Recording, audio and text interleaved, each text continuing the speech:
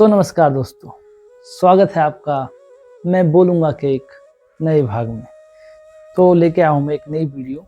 तो आज का जो विषय है वो विषय है कि हमारे आसपास से कर्मकांड का या फिर सनातन संस्कृति की विधियों का लोप हो जाना और आधुनिकता का ऐसा प्रभाव उस पर पड़ना कि जिसका धीरे धीरे समापन हो रहा है।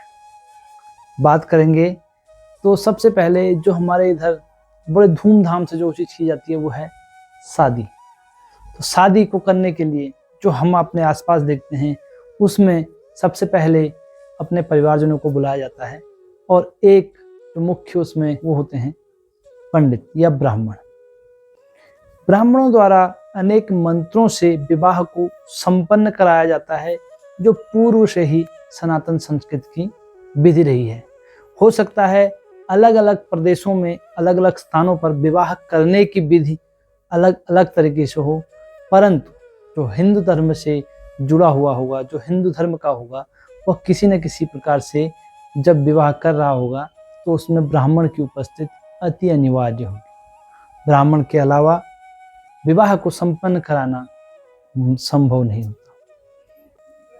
तो बात करते हैं कि इस वीडियो को बनाने का उद्देश्य क्या है।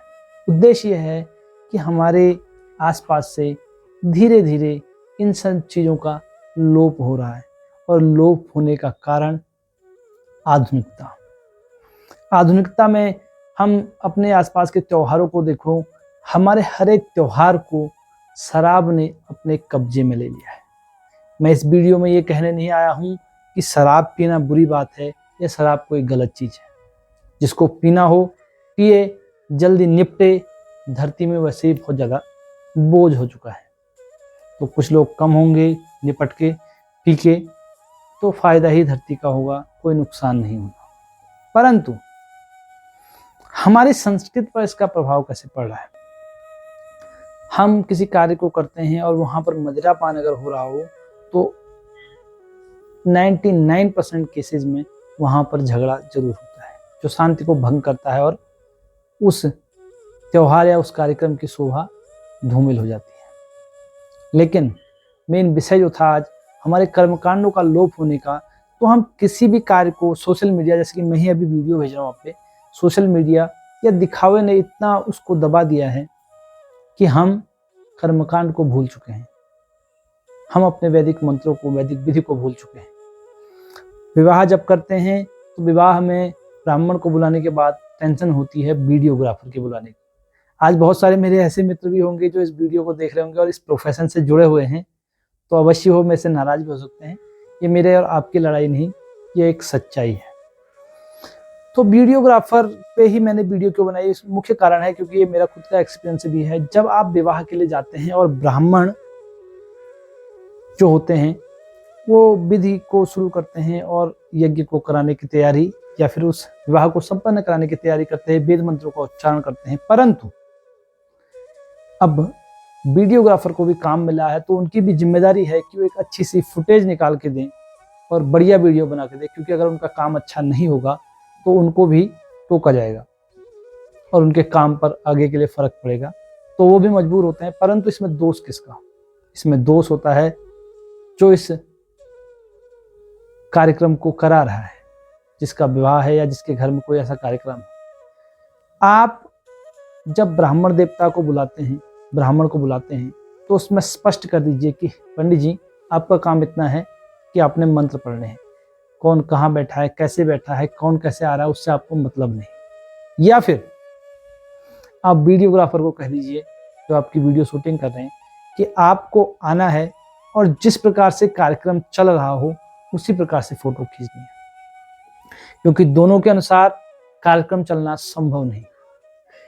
देखिए वहाँ पर मंडप बनाया जाता है, बहुत सारे लोग वहाँ पर जूते चप्पल लेके आ रहे हैं। अगर आपको केवल दिखावा करना है कि हम ब्राह्मणों द्वारा या फिर इस संस्कृत द्वारा इसको करवा रहे हैं यज्ञ को, तो मत करवाइए। अगर करवाना है तो विधि विधान से करवाइए। और ये वीडियोग्राफर जो हमारे दोस्त है उनको भी ध्यान रखना चाहिए, क्योंकि सबसे ज़्यादा ब्राह्मण के कार्य में कोई अतिक्रमण करता है तो एक वीडियोग्राफर होता है। कभी सर को इधर कीजिए, कभी सर को उधर कीजिए। मेरी समझ के अनुसार विवाह एक जीवन का बहुत महत्वपूर्ण पहलू है और जिसे वेद मंत्रों द्वारा संपन्न कराया जाता है।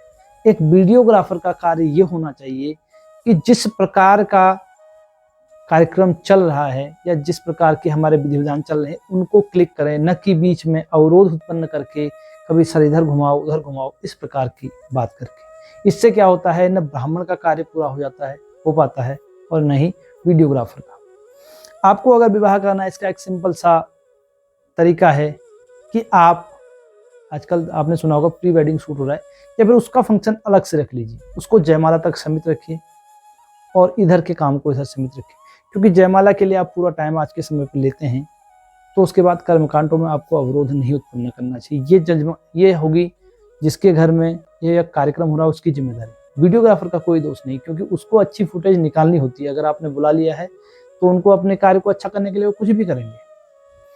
तो सिंपल सा तरीका है, आप 2 भागों में बना दीजिए कि यहाँ वीडियो शूटिंग होगी, यहाँ पर ब्राह्मणों का कोई हस्तक्षेप नहीं, और यहाँ पर कर्मकांड होंगे, यहाँ पर वीडियोग्राफर का कोई हस्तक्षेप नहीं। एक दूसरे को समझ कर कार्य करेंगे और अगर व्यवस्था से कार्य करेंगे तो बहुत अच्छे कार्य होंगे।